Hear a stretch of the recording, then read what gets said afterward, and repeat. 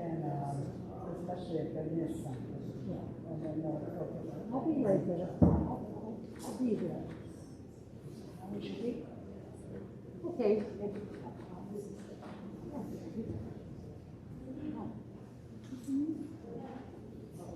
I'm going out and speaking.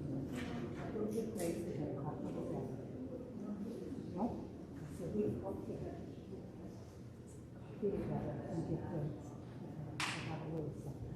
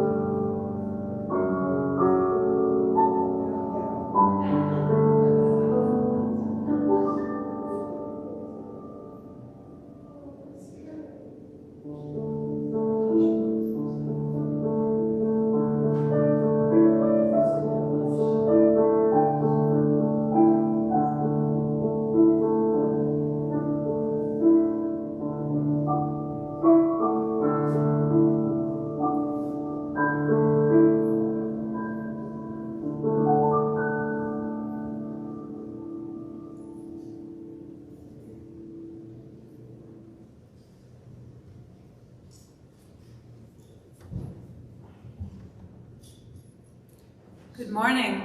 Good morning. Welcome to the Unitarian Universalist Meetinghouse of Provincetown, where we affirm the inherent worth and dignity of every person, and where we support each other on our spiritual search for truth and meaning. Welcome to those of you in the room, and welcome also to those of you joining us from home via YouTube. My name is Rev Kate Wilkinson, and I am so glad that you are here this morning. This week is Thanksgiving, my favorite holiday. I like it because it's not about presents, it's about the presence of those around the table. People open their homes to a wider array of people than they do at Christmas, too. It's a more interesting assortment of characters around the table. And it's also about the food, and I love Thanksgiving foods. But even though it is my favorite holiday, we recognize together, that this is a holiday with a very complex history. The meal that we celebrate of the Pilgrims and Wampanoag people coming together was followed by violence, war, and the attempted eradication of Native people all across this country. So we cannot celebrate without also acknowledging the true history, not just the one we learned in school. We are a nation still learning that acknowledging the truth of the past is part of moving forward. This might be a very live argument around some Thanksgiving tables this week, right? Depending on the makeup of your family. I send out a little prayer here to all of the school boards and parent-teacher organizations that are facing this battle right now. I also acknowledge that many of us are still reeling from the Rittenhouse verdicts, worried about future gun violence and vigilantism. We enter this Thanksgiving week with heavy hearts, with added health precautions, with altered plans, with faces missing at our tables. And yet we also reach for the gratitude that this season calls forth from us. We gather and we feast and we hold all of the complicated emotions of living in this world. As is our tradition, the Sunday before Thanksgiving, we offer a service of poetry, music, and stories that bring depth to the themes of the season. Ada and I were going back and forth about the music for this morning, and she asked me what the theme would be. I told her, gratitude and Thanksgiving will be our themes, with the sub-theme of being exhausted and being thankful for rest. Love the sub-theme, she wrote back. So we thank you, Ada, and also Mary and the choir for providing the music today, a balm for our weary spirits. We begin our service this morning by honoring the original people whose land we are on. Let us recognize that our sense of ownership of this place is a complicated one, and be honest with ourselves and each other about our collective history. Let us call ourselves to a deeper sense of place and of gratitude. We do this with a land acknowledgement. The members and friends of the Unitarian Universalist Meetinghouse of Provincetown acknowledge that the sacred land where we gather and worship has been a site of human activity for over 12,000 years. This land is the territory of the Wampanoag, the people of the first light, who have stewarded this land for hundreds of generations. Today, Cape Cod is home to the Mashpee Wampanoag tribe, with 2,600 enrolled citizens. As the first landing place of the pilgrims, we recognize the repeated violations of sovereignty and territory that have impacted the original inhabitants of this land for 400 years. We extend our respect to citizens of the Wampanoag Nation who live here today, and to their ancestors who have lived here for over 500 generations, and to all Indigenous people. We also affirm that this acknowledgement is insufficient. It does not undo the harm that has been done and continues to be perpetrated now against Indigenous people, their land, and water. We are grateful for the ocean surrounding us on 3 sides, for the ponds, dunes, beaches, and scrub pines that make up the landscape all around us. May we strive to be better stewards of the land ourselves.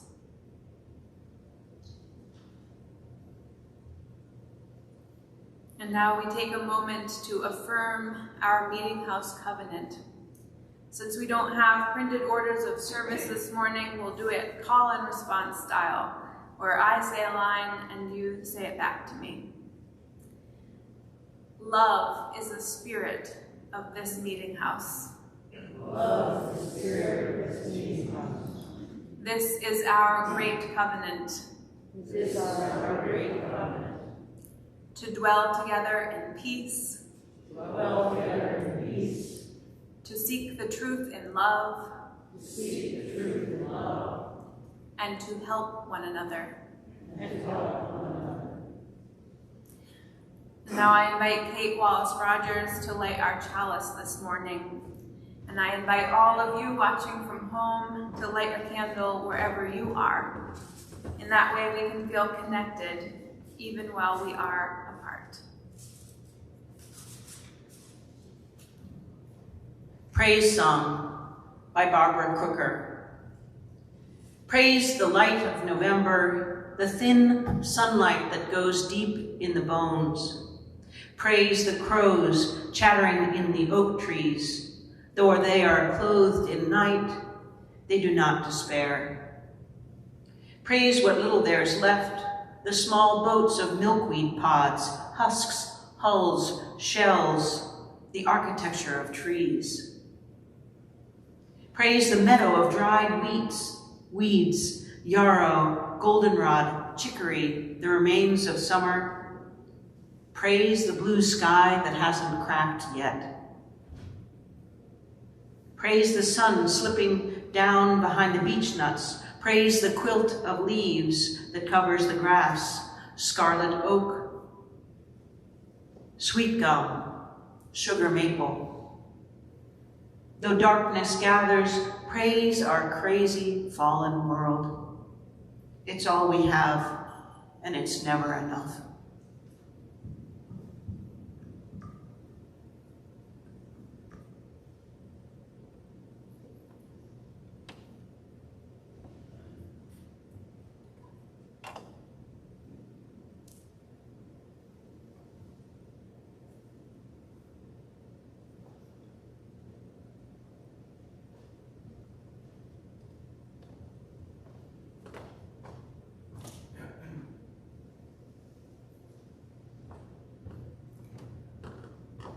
Please join me now in a spirit of prayer and meditation. If you have a prayer on your heart, a joy or a concern or a sorrow, you are invited to light a silent candle at any time during the service, either at home or at the candles table to the right of the pulpit here in the sanctuary. And there is a journal there to record your thoughts and prayers. Our meditation this morning is by John O'Donohue. John O'Donohue was a poet, theologian, and philosopher. He died in 2008. His words are entitled, "For One Who Is Exhausted, a Blessing." when the rhythm of the heart becomes hectic, time takes on the strain until it breaks. Then all the unattended stress falls in on the mind like an endless increasing weight. The light in the mind becomes dim. Things you could take in your stride before now become laborsome events of will. Weariness invades your spirit. Gravity begins falling inside you, dragging down every bone. The tide you never valued has gone out, and you are marooned on unsure ground. Something within you has closed down, and you cannot push yourself back to life. You have been forced to enter empty time. The desire that drove you has relinquished. There is nothing else to do now but rest and patiently learn to receive the self you have forsaken in the race of days. At first, your thinking will darken and sadness take over like listless weather. The flow of unwept tears will frighten you. You have traveled too fast over false ground. Now your soul has come to take you back. Take refuge in your senses. Open up to all the small miracles you rushed through.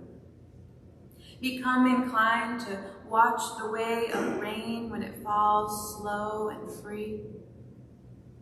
Imitate the habit of twilight, taking time to open the well of color that fostered the brightness of day. Draw alongside the silence of stone until its calmness can claim you. Be excessively gentle with yourself. Stay clear of those vexed in spirit. Learn to linger around someone of ease who feels they have all the time in the world. Gradually, you will return to yourself, having learned a new respect for your heart and the joy that dwells far within slow time.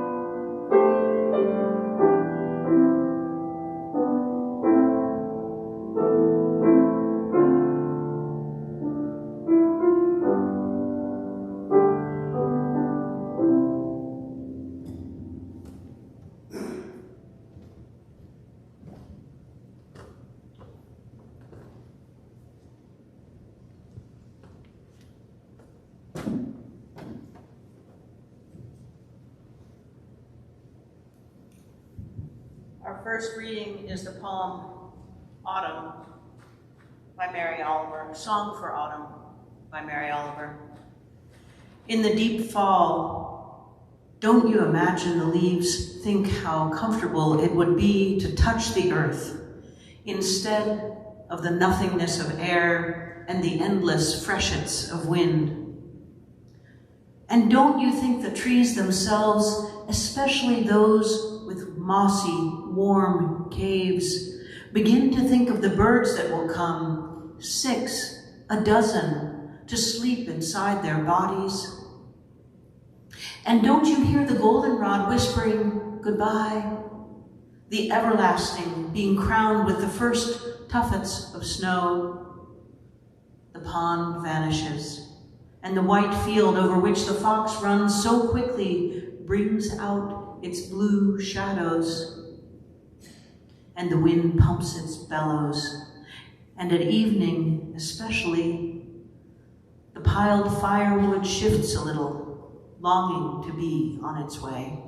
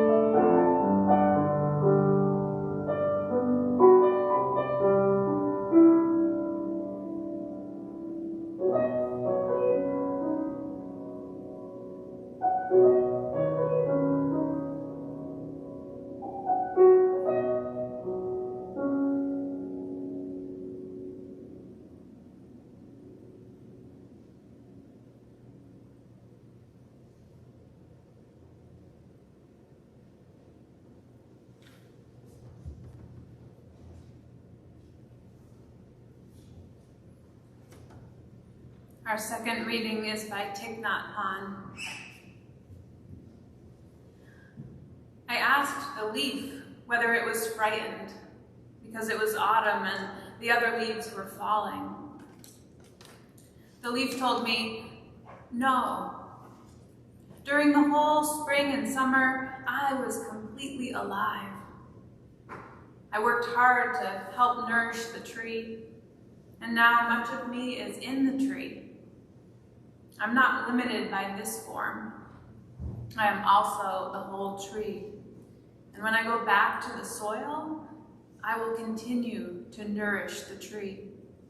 So I don't worry at all. As I leave this branch and float to the ground, I will wave to the tree and tell her, I will see you again very soon. That day, there was a wind blowing, and after a while, I saw the leaf leave the branch and float down to the soil, dancing joyfully. Because as it floated, it saw itself already there in the tree. It was so happy. I bowed my head, knowing that I have a lot to learn from the leaf.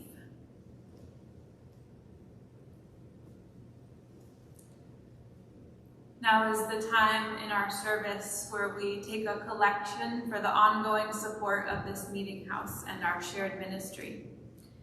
As we enjoy a musical reflection by Ada on our wonderful Hope Brook Tracker organ, our ushers will make their way to you. And those of you watching at home, we welcome your donations through PayPal or Venmo. You can find that information on our website, UUMH.org. On and off-site, your gifts will now be gratefully received.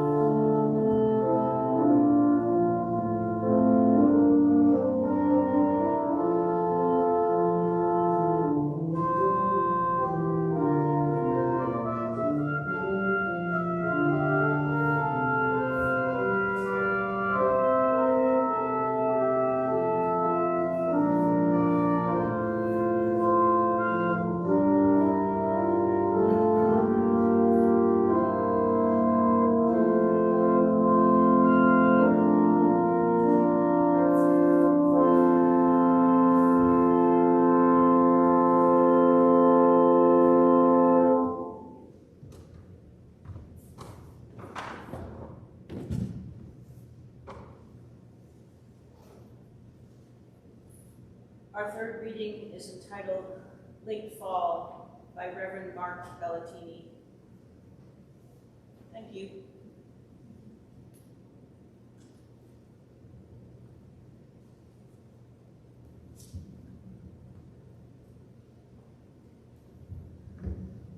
Late Fall by Rev Mark Bellatini.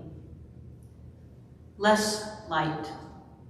A time of rest for eyes weary of bright lights competing for our attention. Less light. A time to focus carefully on things that the spotlight has missed. Less light. No need to squint, eyes wide and alive. Less light. No need to look frantically for what we might be missing, eyes closed and breath steady. Less light. Ample time to see the slant sun of dawn kindling dewy webs between bare, wet branches. Less light. A time to notice shapes and textures as well as color. Less light. A guilt of tilting earth. Less light. A gift, a blessing, a reminder, and a time of opportunity. Blessed are you, light that wanes.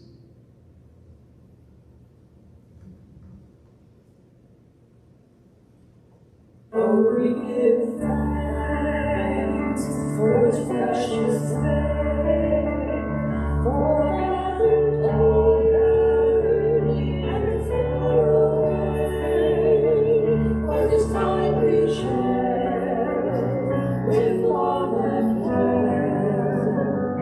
Oh, we give thanks for His precious name. Oh, we give thanks for His precious.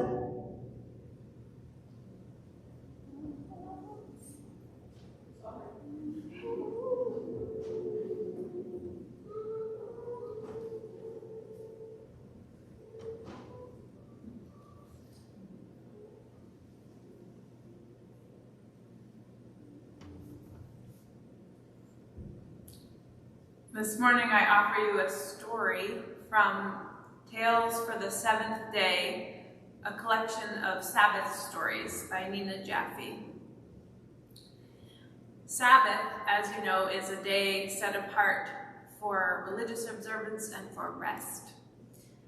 This one is about food and family, so it's perfect for Thanksgiving. It's called The Best Meal. Once there was a great chef who was famous throughout the land. She was so good that she taught other people how to cook, and their food was almost as tasty as hers. Just for fun, she would throw fancy dinner parties once a month. Everyone wanted to be invited to these dinners. For these dinners, she would instruct the student chefs to cook new and extravagant dishes. The dinner guests, in awe of the chef's skills, would spend the dinner savoring each bite. All you would hear would be little oohs and ahs.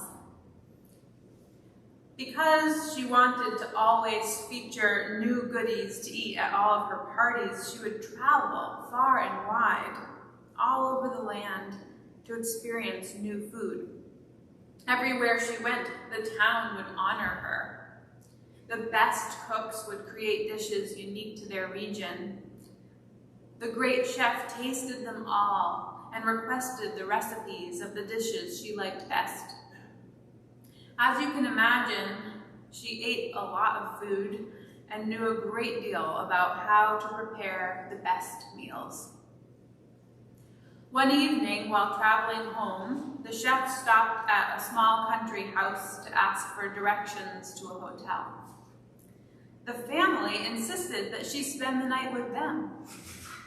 Happily, she was in time for dinner.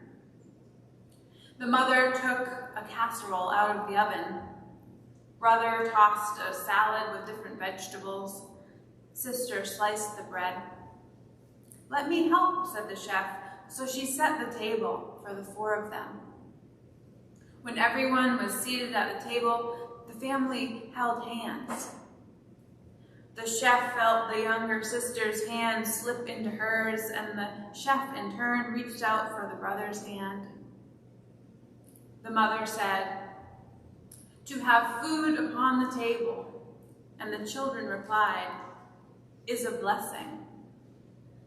The mother said, "The sunset and the possibility of another sunrise tomorrow is a blessing," the children replied. "The love of family, the warmth of friendship, and the grace of the Spirit is a blessing, the children and the chef replied together. Then they laughed, happy that the chef had joined in their grace. They ate, and during the meal, everyone told stories about their day. The chef could not believe how delicious the food was. She didn't want dinner to end. All things must end, however, and off to bed the children went. "May I have the recipes?" the chef asked the mother, who was flattered that the chef so enjoyed their simple meal. In the morning, the chef rode on towards home. When she got home, she went straight to the kitchen, gave the young chefs the recipes, and told them to start preparation for a dinner party the next night. Tomorrow came, the guests arrived, and the casserole, salad, and bread were served. The chef took a bite and chewed. Something was wrong. Something was missing. This was not like the meal she had had at the farmhouse. She ordered the students to explain what they had done differently, but they promised they had only followed the recipes. So she sent someone to go to the farmhouse and bring the mother back to her. The mother came and the chef asked her what was missing. What was the ingredient she had left out of the recipe? "What's missing cannot fit into a recipe," she replied. "Did you and your guests make the meal together? Did you take your time? Did you hold fast to each other while giving thanks? Did you share your stories during the meal?" "No," the chef replied. None of that had happened. Then the chef realized that sharing a meal together, what we call breaking bread together, was about more than just eating good food. It was about working together, sharing lives, and sharing laughter. It was about being thankful for the food, not because it was fancy or the best, but because being together to enjoy the food would nourish you, your family, and your friends.